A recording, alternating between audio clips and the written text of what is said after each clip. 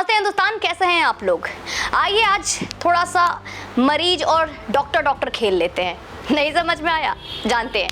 योगी जी के अपने राज्य में सभी मदरसों के संरक्षण के फैसले के बाद से मियां ओवैसी के पेट के मरोड़े इतनी तेज हो गई है कि जब से यह आदेश आया वो उल्टियों पे उल्टियां कर रहे हैं। कल कह रहे थे कि शिशु मंदिर पर जांच क्यों नहीं करवाते। पहली बात तो ये है ओवैसी मियां कि शिशु मंदिर के फंड या वित्त पूर्ति के स्रोत पब्लिक डोमेन में है। मुख्यमंत्री तो बहुत बड़ी हस्ती है। अगर कोई एक आदना आदमी भी जाकर ये पता करने की कोशिश करे मियां कि यहाँ पैसे कहाँ से आता है तो वो 2 मिनट में पता कर सकता है। मंदिर है, ये मंदिर की बात कर रहे हो भाई साहब। दिमाग खराब है मेरा, इसलिए भी ना। और दूसरी लेकिन पहले से ज्यादा जरूरी बात कि जांच उनकी होती है जो संदिग्ध होते हैं। अब हमको ये तो नहीं बताना पड़ेगा ना कि शिशु मंदिर संदिग्ध है या फिर नहीं। मुझे मजाक नहीं उड़वाना अपनी चीज का, मैं नहीं बताऊंगा। अब अमेरिका के एयरपोर्ट पे हमसे थोड़े ना कपड़े उतरवाया जाता है, कपड़े तो शाहरुख खान के उतरवाए जाते हैं, याद है ना। अक्टूबर तक सारे सर्वेक्षण रिपोर्ट योगी जी के टेबल पर पहुंच जाएंगे। And saying again Yogi ji is very निर्मोही, तो रिपोर्ट जो कहेगा उसके हिसाब से कार्यवाही तय किए जाएंगे। अब योगी जी नीतीश कुमार तो है नहीं। समझ रहे हो आप समझ रहे हो कि मदरसों के पीएफआई कनेक्शन सामने आए और मामले की लीपापोती करने में लग जाएं। Yogi ji is master of bulldozing the terrorism.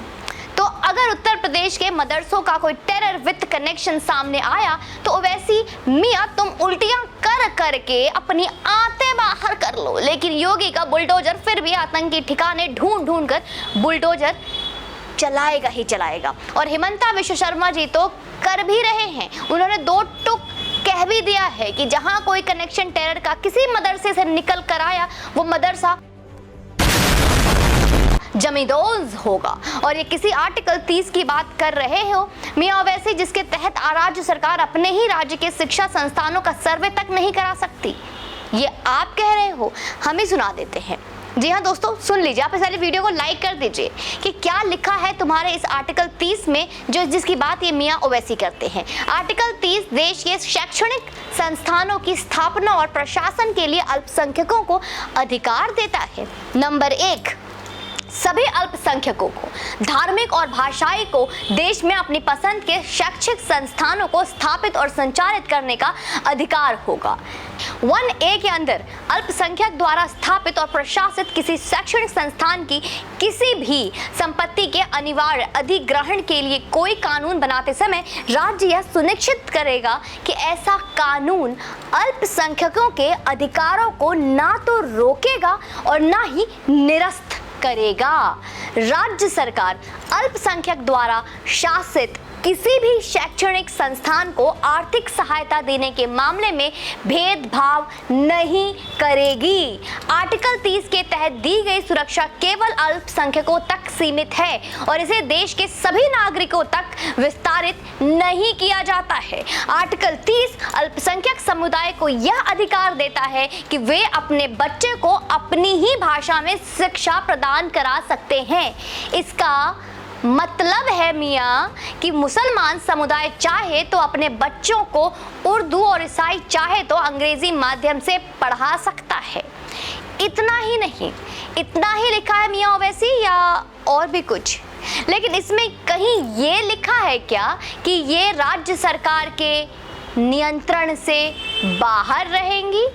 कहीं ये लिखा है क्या कि यहाँ कहाँ से फंडिंग हो रही है वो जानने का अधिकार राज्य सरकार को नहीं है? ऐसा लिखा है क्या? है तो बताओ, हम तो यहीं बैठे हैं और हमारी सनातन परिवार भी। हो ही नहीं सकता दोस्तों, और इसलिए नहीं हो सकता क्योंकि इस पर सुप्रीम कोर्ट का एक आदेश पूरी तरीके से स्पष्ट है। Malankara Syrian Catholic college case 2007 के मामले में दिए गए एक फैसले में माननीय सर्वोच्च न्यायालय ने क्या कहा है कि अनुच्छेद 30 के तहत अल्पसंख्यक समुदायों को दिए गए अधिकार केवल बहुसंख्यकों के साथ समानता सुनिश्चित करने के लिए है और इनका इरादा अल्पसंख्यकों को बहुसंख्यकों की तुलना में अधिक लाभप्रद स्थिति में रखने का नहीं है। इसके अलावा सुप्रीम कोर्ट ने यह भी कहा है कि इस बात से कोई सबूत नहीं है कि अल्पसंख्यकों को कानून से बाहर कोई भी गैर कानूनी अधिकार दिया गया है। राष्ट्रीय सुरक्षा, राष्ट्रीय हित, सार्वजनिक व्यवस्था, भूमि, सामाजिक कल्याण, कराधान, स्वास्थ्य, स्वच्छता, नैतिकता आदि से संबंधित सामान्य कानूनों का पालन अल्पसंख्यकों को भी करना पड़ता है, यानी कि वो उसे किसी तरह की गैर कानूनी अधिकार नहीं प्राप्त है और राज्य सरकार के किसी भी जांच के दायरे में न आना कितना और कानूनी काम है बताइए जरा। जब झारखंड में, बिहार में, असम के मदरसों के टेरर फंडिंग पानी की तरह साफ होकर सामने आ रहे हैं तो क्या राज्य की सरकारें बस देखती रहें, जांच ना करवाएं? वाह मियां वैसी, एक राज्य के मुख्यमंत्री का अपने राज्य के हर बच्चे को समान रूप से शिक्षा देना कर्तव्य है और योगी जी जैसे सन्यासी थोड़ी अपनी आंखों के सामने बच्चों को जिहादी और मानव बम बनने देंगे। तो मियां वैसी बैरिस्टर हो तो हरकतें भी बैरिस्टर की तरह ही रखो और राज्य सरकार अपने राज्य हित में जो काम कर रहे हैं उन्हें करने दो ना, जस्ट चिल। वैसे एक इंटरनल बात बताऊं आपको, वैसे ये बात किसी को बताना मत, हिमंता योगी भाई भाई मदरसों की शामत आई। जय हिंद, वंदे मातरम। और आप सनातन परिवार को बढ़ाने में यूं ही सहायक बनते रहे और आप लोगों का जो भी सहयोग है वो सर आंखों पर। जय हिंद, वंदे मातरम।